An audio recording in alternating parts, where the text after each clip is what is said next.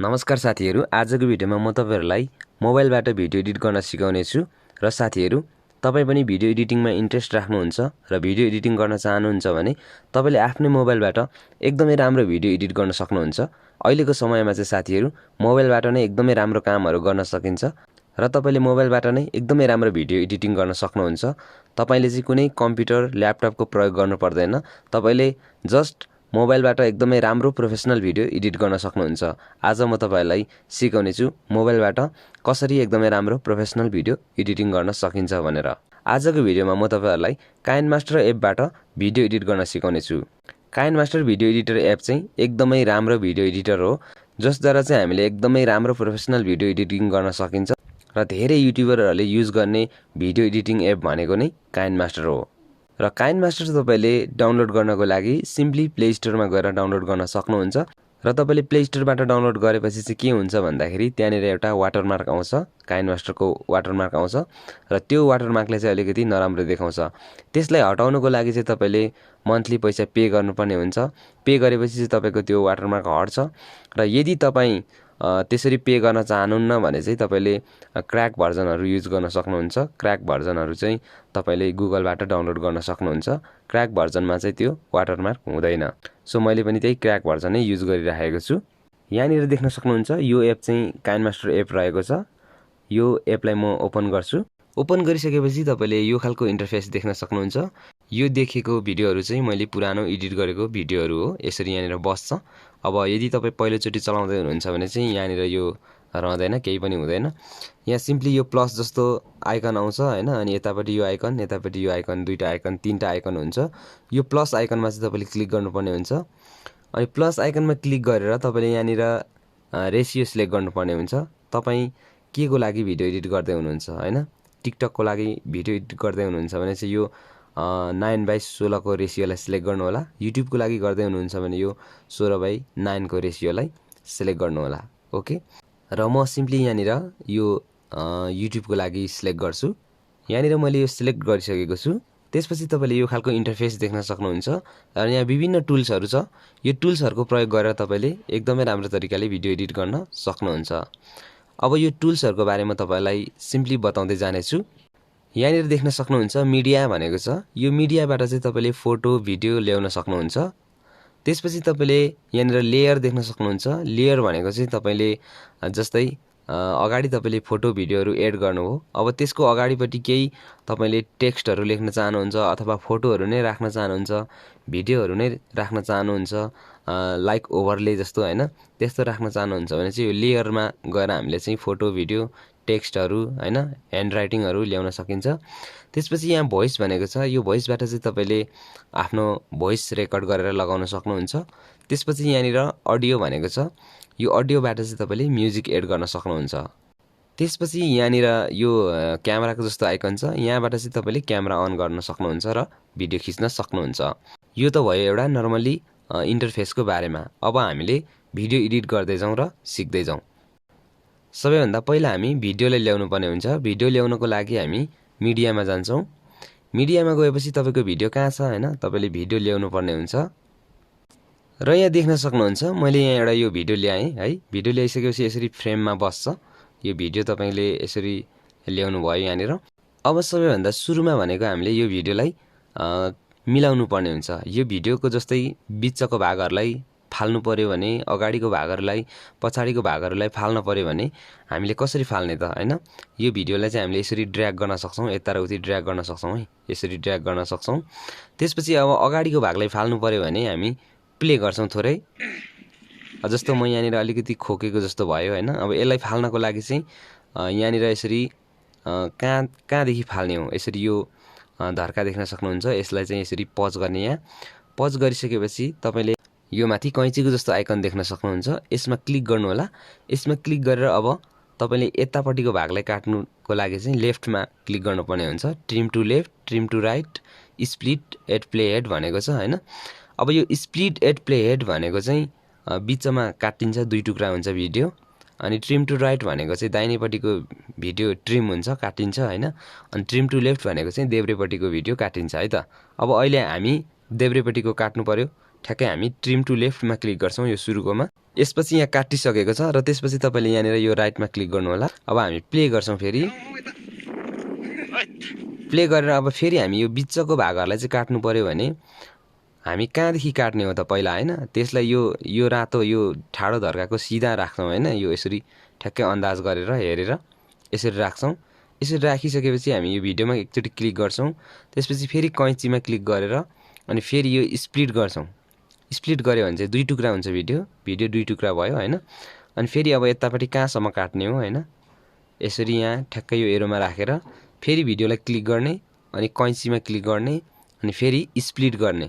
Split गरेपछि के हुन्छ भन्दाखेरि फेरि यो भिडियो तीन टुक्रा हुन्छ। अब यो जुन बिचको भाग चाहिँ हामीले फाल्नु पर्ने छ यसलाई सिलेक्ट गर्ने अनि सिलेक्ट गरेर डिलिट गरिदिने। ओके, यति गरिसकेपछि हामीले बिचको भागलाई पनि फाल्न जान्यौं, अगाडिको भागलाई पनि फाल्न जान्यौं र बिचको भागलाई पनि फाल्न जान्यौं। पछाडीको भागलाई कसरी फाल्ने त भन्दाखेरि सिम्पली तपाईले कहाँदेखि फाल्ने हो हैन। यसरी क्लिक गर्ने भिडियोलाई अनि कैंचीमा क्लिक गर्ने अनि त्यसपछि ट्रिम टु राइट गरिदिने है। दाहिनेपट्टिको हामी काट्नु पर्यो भने यसरी हामी काट्न सकिन्छ। र भिडियोलाई हामीले काटेर एडजस्ट गर्न जानिसक्यौं। अब हामी चाहिँ भिडियोलाई कलर करेक्सन गर्नतिर जानेछौं। जस्तो तपाईले यो भिडियो यस्तो देख्नुभयो। अब यो भिडियोलाई हामीले कलर करेक्सन गर्नको लागि सिम्पली यो भिडियोमा क्लिक गर्छौं।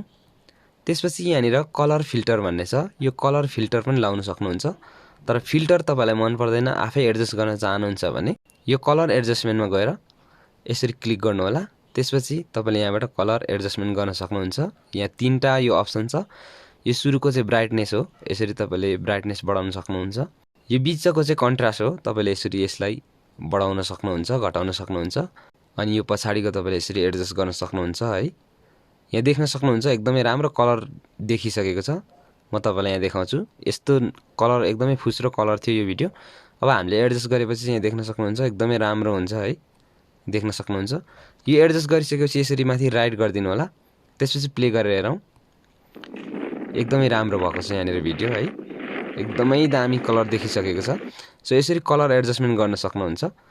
अनि अब तपाईले कलर एडजस्टमेन्ट गरिसकेपछि चाहिँ तपाईले यहाँ केही लेख्न चाहनुहुन्छ भने लेयरमा जानुपर्ने हुन्छ। लेयरमा गएर तपाईले यहाँ विभिन्न अप्सन छ। टेक्स्टको अप्सन छ अनि यो ह्यान्डराइटिङको अप्सन छ। ह्यान्डराइटिङबाट चाहिँ तपाईले विभिन्न एरोहरू ह्यान्डराइटिङ गर्न सक्नुहुन्छ भने टेक्स्टबाट चाहिँ लेख्न सक्नुहुन्छ। जस्तै म यहाँनिर टेक्स्टमा क्लिक गर्छु अनि यहाँ लेख्नु होला। यहाँनिर मैले लेखेँ वेलकम टु माई भिडियो। यसरी तपाईले हरेक लेख्न सक्नुहुन्छ, जे लेख्न चाहनुहुन्छ त्यही हैन। यसरी मैले यहाँ लेखेँ। यसलाई कहाँ लाने हो यसरी हातले ड्र्याग गर्न सक्नुहुन्छ। यसरी ड्र्याग गरेर जता पनि लान सक्नुहुन्छ। अनि त्यसपछि यसलाई कलर दिन सक्नुहुन्छ। यहाँबाट यहाँ क्लिक गर्नु होला अनि यहाँबाट कलर सिलेक्ट गर्नु होला। यसरी कलर चेन्ज गर्न सक्नुहुन्छ। अनि त्यसपछि तपाईले यसलाई स्याडोहरु दिन सक्नुहुन्छ हैन। यो स्याडोहरु चाहिँ नदिदा पनि हुन्छ। तपाईलाई कलर कम्बिनेसनहरु आएन भने अलि नराम्रो देखिन्छ। कम्बिनेसन मिलायो भने चाहिँ राम्रो देखिन्छ। तर पनि यहाँ अप्सन छ, तपाईले गर्न सक्नुहुन्छ। अनि त्यसपछि तपाईले यहाँबाट फन्ट पनि सिलेक्ट गर्न सक्नुहुन्छ, चेन्ज गर्न सक्नुहुन्छ। जस्तै यहाँ विभिन्न खालको फन्ट छ हैन। यसरी तपाईले सिलेक्ट गर्न सक्नुहुन्छ। अनि यहाँबाट फन्ट सिलेक्ट गरिसकेपछि तपाईले अब एनिमेसन दिन सक्नुहुन्छ। यो इन एनिमेसन भनेको चाहिँ सुरुमा स्टार्टिङ हुँदाखेरि देखिने एनिमेसन हो। अनि ओभरअल एनिमेसन भनेको चाहिँ तपाईको पुरा देखिने है, ओभरअल देखिने एनिमेसन हो। अनि आउट एनिमेसन भनेको चाहिँ तपाईको अन्तिममा हराउँदाखेरि देखिने एनिमेसन हो। अनि त्यसपछि तपाईले यहाँबाट एनिमेसन युज गर्न सक्नुहुन्छ। जस्तै इन एनिमेसनमा क्लिक गरेर तपाईले यहाँनिर विभिन्न एनिमेसन छ। जस्तै यो स्लाइड राइट भयो हैन, अनि स्लाइड लेफ्ट भयो, यस्तो भयो। अनि यहाँ तल विभिन्न छ, यो लेटर बाइ लेटर भन्ने छ हैन। अनि यसरी तपाईले यहाँ एनिमेसन लाउन सक्नुहुन्छ। अनि त्यसपछि यहाँबाट टाइमिङ पनि सेट गर्न सक्नुहुन्छ। यसरी कतिको टाइमिङमा राख्नुहुने हो, यहाँ तल यसरी टाइमिङ सेट गर्न सक्नुहुन्छ है त। यसरी टाइमिङ सेट गरिसकेपछि यहाँ माथि राइटमा क्लिक गरिदिनु होला। अब त्यसपछि तपाईले यो टेक्स्टलाई कहाँसम्म राख्नुहुने त्यसलाई एडजस्ट गर्न सक्नुहुन्छ। यसरी तपाईको औँलाले ड्र्याग गर्नु होला अनि यसरी अगाडि लान सक्नुहुन्छ स्टार्टिङमा हैन। अनि यसरी अलिक पर लानु हुने भने यसरी ड्र्याग गरेर लानु होला। अनि त्यसपछि तपाईले पुरै भिडियोमा लगाउन चाहनुहुन्छ भने चाहिँ यो यसरी यसलाई यसरी एकचोटि टच गर्नु होला। टच गरिसकेपछि यसरी ड्र्याग गर्दै यसरी लामो बनाउन सक्नुहुन्छ। यसरी यसरी बढेर जान्छ यो, यसरी लामो बनाउन सक्नुहुन्छ है त यसरी। अनि अब फेरि यसलाई तपाईले काट्नु पर्यो भने यसरी टच गर्ने हैन अनि यो कैँचीमा क्लिक गरेर ट्रिम राइट गरिदिने कताको काट्ने हो हैन यसरी काट्न सक्नुहुन्छ त्यसपछि यहाँ तपाईले लेयरमा चाहिँ यहाँबाट फोटोहरु ल्याउन सक्नुहुन्छ भिडियोहरु पनि ल्याउन सक्नुहुन्छ है यहाँबाट विभिन्न यस्तो गर्न सक्नुहुन्छ अनि सिम्पली तपाईले यो अडियोबाट म्युजिक ल्याउन सक्नुहुन्छ यसरी जस्तै म यहाँ तपाईलाई एउटा म्युजिक ल्याएर देखाउँछु यहाँनिर तपाईले म्युजिकलाई यसरी क्लिक गर्नु होला त्यसपछि प्लसमा क्लिक गर्नु होला प्लसमा क्लिक गरेपछि यहाँ एड हुन्छ अनि यसलाई ड्र्याग गरेर यसरी राख्नु होला सुरुमा राख्ने हो कि कताबाट स्टार्ट हुने हो हैन अनि यसलाई क्लिक प्ले गर्नु होला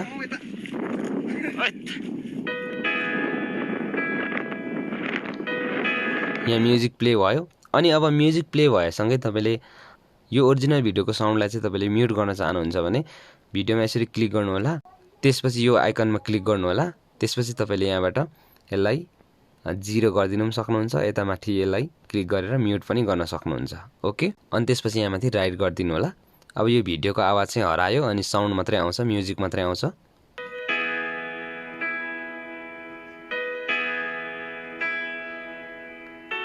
यहाँ देख्न सक्नुहुन्छ यसरी एकदमै राम्रो भिडियो भइसकेको छ र अब तपाईले यो भिडियोलाई सेभ गर्नको लागि चाहिँ यहाँनिर शेयर भन्ने अप्सन देख्न सक्नुहुन्छ यो शेयर भन्ने अप्सनमा यसरी क्लिक गर्नु होला त्यसपछि यहाँनिर तपाईले रेजुलेसन सिलेक्ट गर्नु होला 720 1080 हैन यसरी सिलेक्ट गर्नु होला अनि यता फ्रेम रेट सिलेक्ट गर्नु होला 720 र 30 fps मा राख्नुभयो भने एकदमै राम्रो हुन्छ अनि यो क्वालिटी यो जुन क्वालिटी छ यतापट्टि लग्यो भने लो हुन्छ हैन यतापट्टि लग्यो भने हाई हुन्छ यो हाईमा यसरी लानु होला अनि एक्सपोर्टमा क्लिक गरिदिनु होला त्यसपछि तपाईको भिडियो चाहिँ यसरी एक्सपोर्ट हुन्छ र तपाईको भिडियो सेभ हुन्छ र यसरी चाहिँ तपाईले आफ्नो मोबाइलबाट भिडियो एडिट गर्न सक्नुहुन्छ ओके साथीहरु आजको भिडियोमा यति नै भिडियो मन पर्यो भने लाइक एन्ड कमेन्ट शेयर गर्न नबिर्सनु होला नेक्स्ट भिडियोमा फेरि भेट्ने छौं तबसम्मको लागि गुड बाइ